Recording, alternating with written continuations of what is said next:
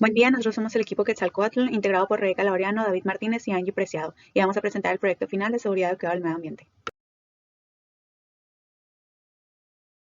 Al trabajar en laboratorio, es imprescindible conocer los peligros y riesgos a los que se está expuesto, así como la manera de prevenirlo, consultando fuentes de información como las hojas de seguridad y las normas oficiales. Además, se debe tener presente el cuidado del medio ambiente para evitar causar un impacto negativo. El objetivo del proyecto es aplicar los principios de la seguridad y cuidado del medio ambiente en la práctica del laboratorio, separación de mezclas mediante métodos físicos. En la práctica modelo, se separa una mezcla mediante métodos físicos. Se prepara en un vaso de 250 mililitros, colocando 5 gramos de cloruro de sodio y disolviendo con 150 mililitros de agua destilada. Después se le agregan 5 gramos de sulfato de calcio, se agita y se observa la turbidez. Después se adiciona un poco de arena fina y se agita dejando reposar un momento.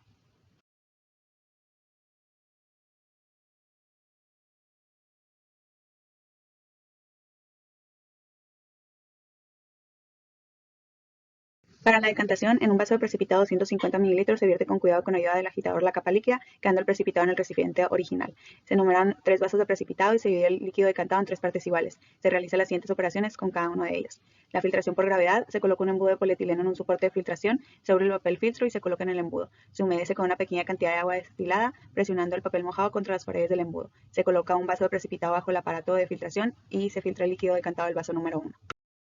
Se arma un sistema de filtración como el de la figura y se conecta una bomba de vacío. Se pone el papel filtro sobre el embudo Buchner y se vierte el líquido del vaso número 2. Para la centrifugación, en 2 tubos de ensayo 13 por 100 mililitros se vacía el líquido del vaso número 3 hasta 3/4 partes de cada uno de los tubos. Se procura que el nivel de ambos tubos sea igual y se ponen en una centrífuga de tal manera que queden equilibrados.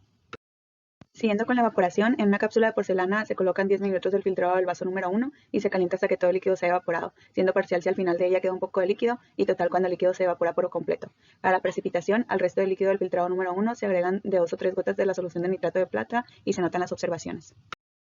Para la pulverización se tritura aproximadamente 1 gramo de sulfato cúprico pentahidratado en un mortero de porcelana.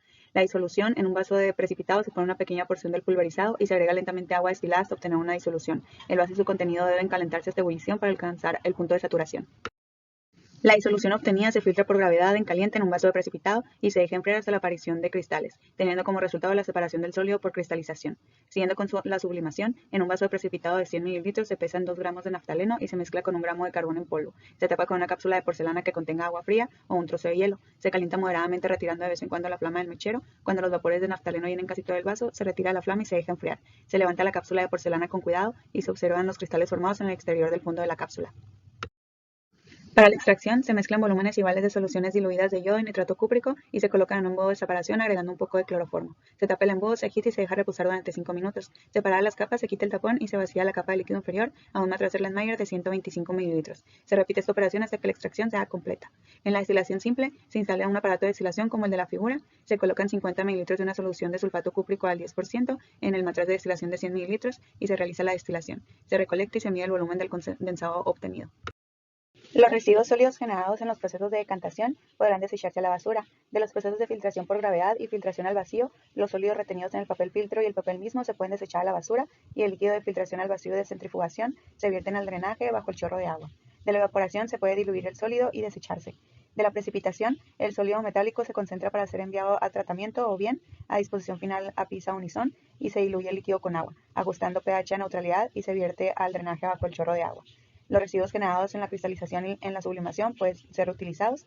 En la extracción se concentran las soluciones para ser enviadas a tratamiento o bien a disposición final a pizza unison.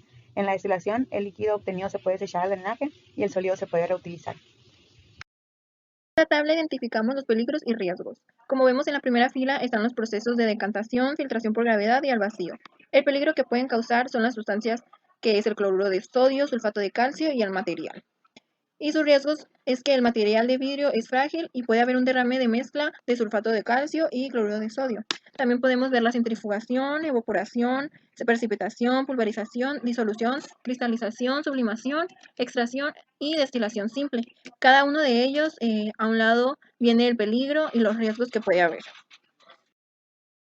En esta tabla evaluamos los riesgos de las sustancias, como por ejemplo en la primera columna vemos que se coloca el nombre, estado físico de la sustancia y fórmula. En este caso sería sulfato de calcio, es un sólido con su fórmula CaSO4. El número CAS vendría siendo 101,014 En esta parte se divide en 3 columnas la clase y categoría de peligrosidad según el sistema globalmente armonizado. En físicos sería polvo sólido, HSMI.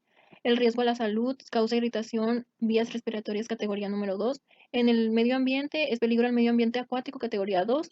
Parámetros y toxicidad, ruta de entrada, especie DL50 o CL50, vendría siendo toxicidad oral aguda DL50, rata, 10 miligramos por kilogramo. En esta última sección de la tabla, por la norma 010, agentes químicos contaminantes, grado de riesgo en la salud, el sulfato de calcio sería un grado 0 mínimamente peligroso por ingesta. Y a lo último, como podemos ver, hay pictogramas que puede aparecer en el etiquetado y podemos observar las palabras de advertencia que contiene.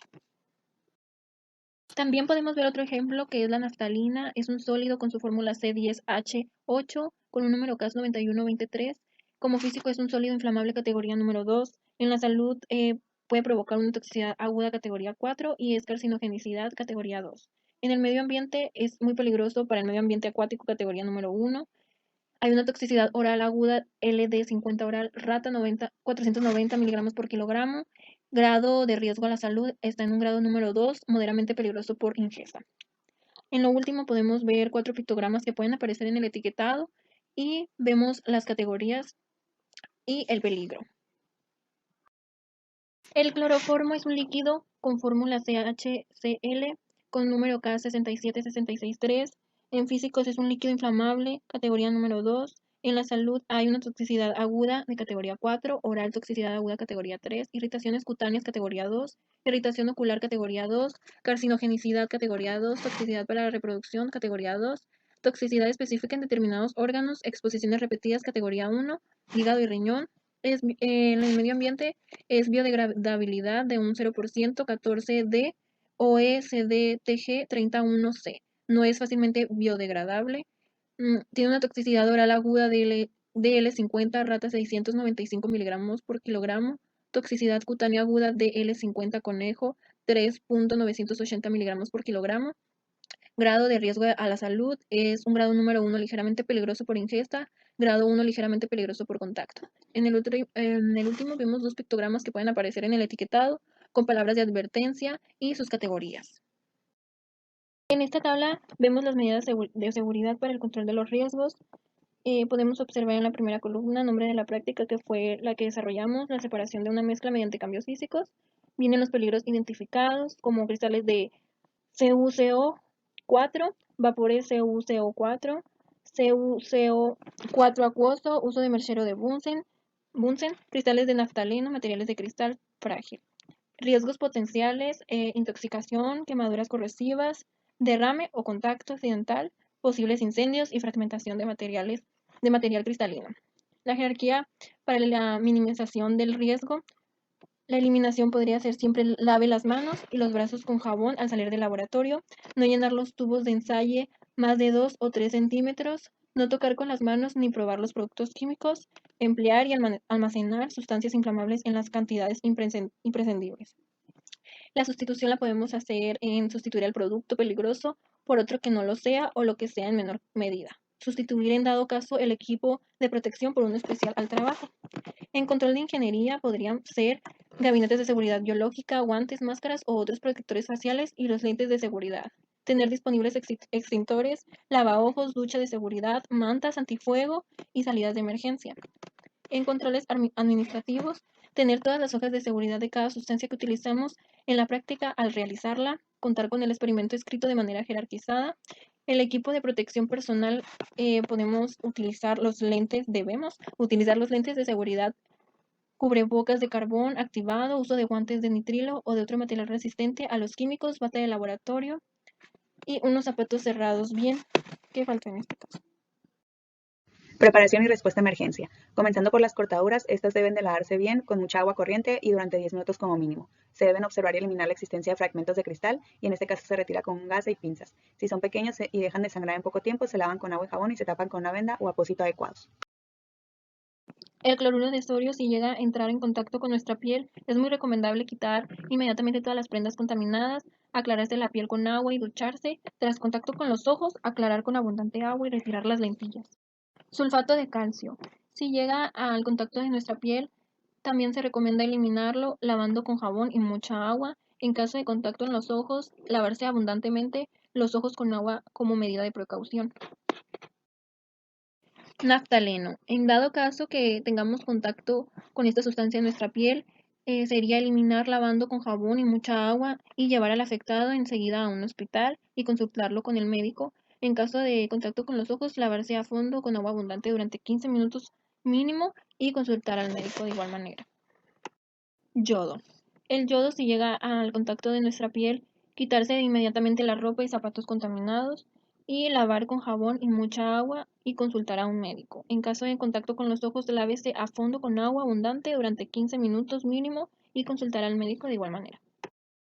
General contra incendios se debe de contar con alarmas, sistemas de contraincendios automáticos, salidas de emergencias, puertas de cierre automático con barras antipánico, elementos de primera intervención y debe de existir un protocolo de actuación. Para tratar los incendios con cloruro de sodio se debe de utilizar agua pulverizada, la espuma resistente al alcohol, el polvo seco o dióxido de carbono. En caso de fuego se debe de proteger con un equipo respiratorio autónomo y se deben reprimir los gases, vapores o neblinas con agua pulverizada. También se deben de impedir la contaminación de las aguas superficiales o subterráneas por el agua que ha servido a la extinción de incendios.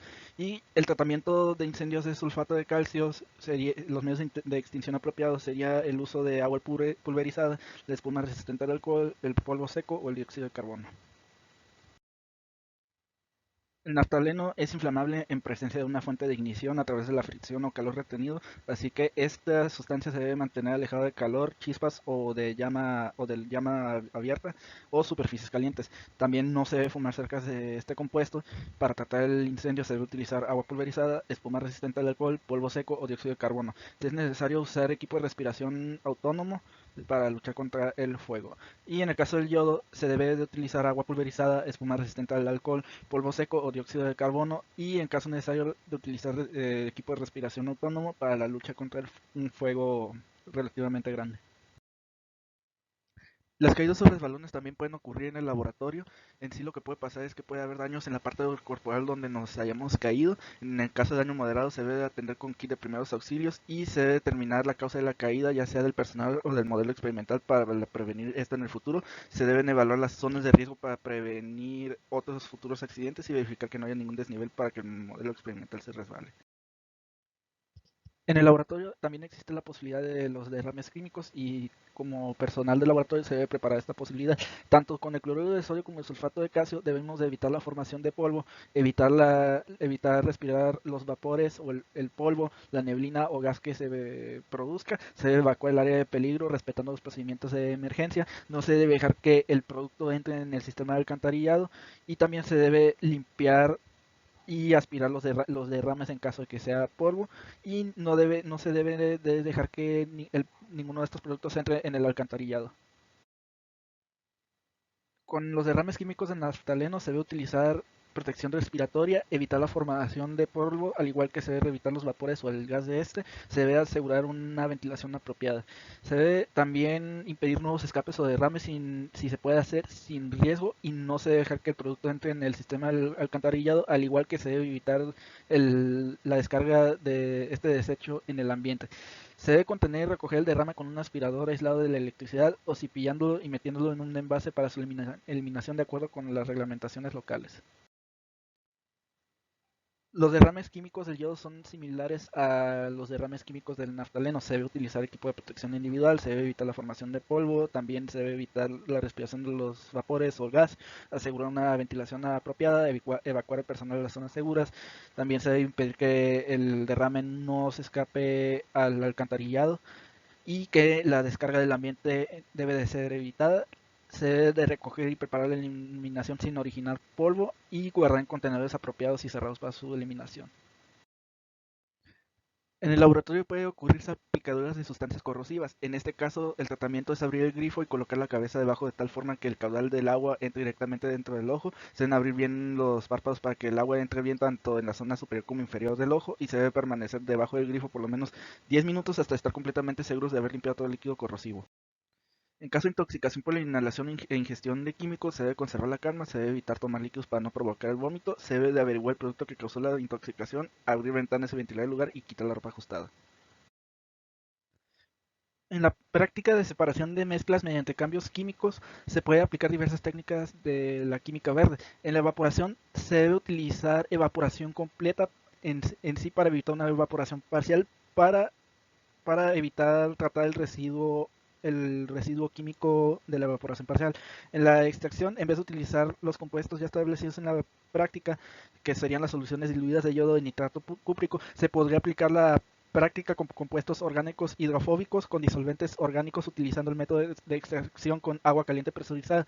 En sí sería un diferente método de extracción, pero se estaría aplicando el cuarto principio de la química verde, el cual es el diseño de productos y compuestos menos peligrosos. También dependiendo de los compuestos utilizados se puede aplicar el noveno principio, la utilización de catalizadores, si se aplica el método de extracción con agua caliente presurizada con componentes reactivos a estos. Con la pulverización debemos de utilizar el equipo de protección personal completo, ya que al triturar ejercemos fuerza y el compuesto puede caer en la zona de nuestro rostro o cuerpo provocando algún accidente. Así nosotros aplicamos el principio número 12 de la química verde. También debemos saber con exactitud la cantidad de compuesto pulverizado que ocuparemos para así evitar tener residuos de este mismo aplicando el principio número 1. Y en la disolución podríamos sustituir un pulverizado no dañino al medio ambiente y con menor toxicidad aplicando el principio número 3 de la química verde. También utilizando sustancias auxiliares, como en este caso que utilizaremos agua destilada, utilizaríamos disolventes que se añadiría a la pulverización aplicando el principio número 5.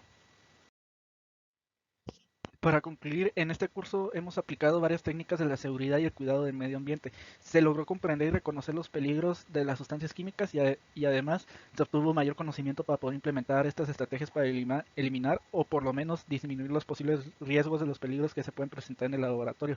Por último, se profundizó en el tema de la química verde, que es necesaria para resolver la crisis ambiental actual mediante técnicas menos tradicionales pero con mayor potencial de reducción de daño al medio ambiente.